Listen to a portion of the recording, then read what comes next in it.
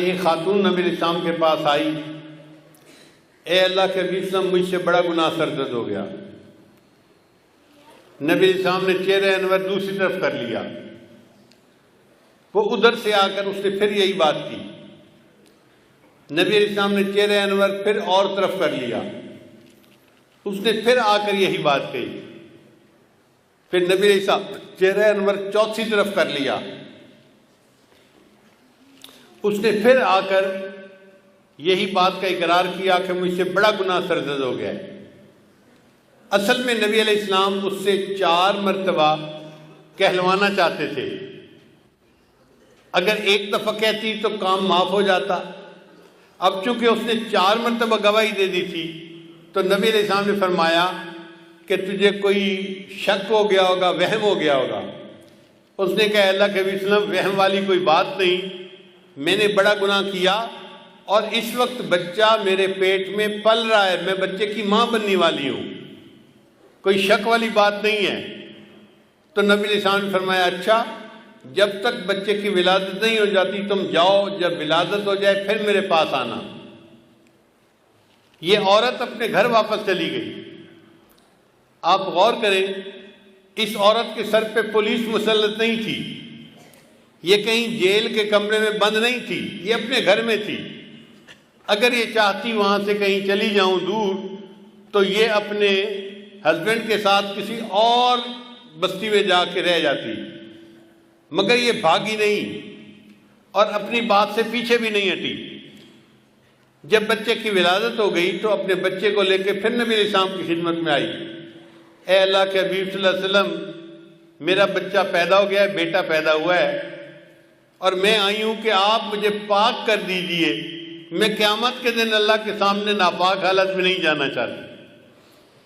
تو نبی علیہ السلام نے فرمایا تمہارے قریب میں کوئی عورت ہے جو اس بچے کو دودھ پلائے؟ تو پتہ چلا کہ کوئی اور عورت ایسی نہیں تھی بچے والی جو اس کو بھی دودھ پلاتی۔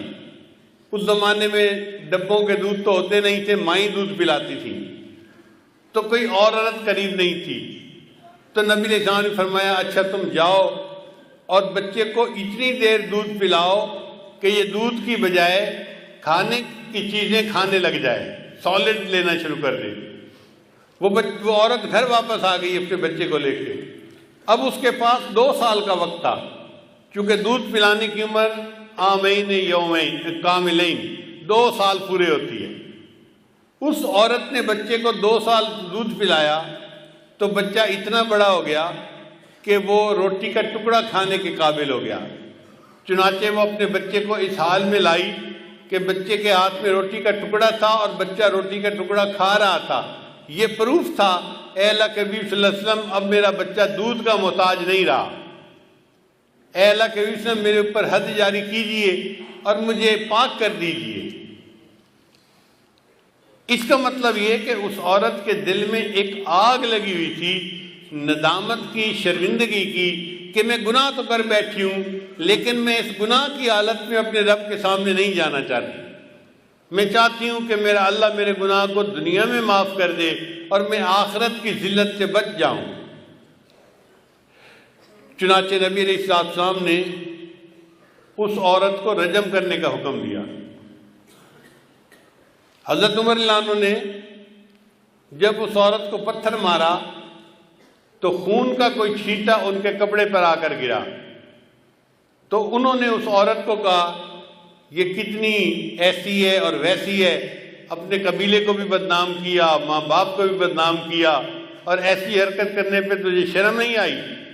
جب حضرت عمر رضی اللہ عنہ نے اس کو ڈانٹا تو نبی علیہ السلام نے فرمایا عمر اس کے بارے میں کوئی ایسی بات نہ کہو، لقد تابت توبتن، اس عورت نے ایسی سچی توبہ کی ہے، اس کی توبہ کے ثواب کو مدینہ شہر کے سب لوگوں میں تقسیم کر دیا جائے، اللہ سب کے گناہوں کو معاف کر دے۔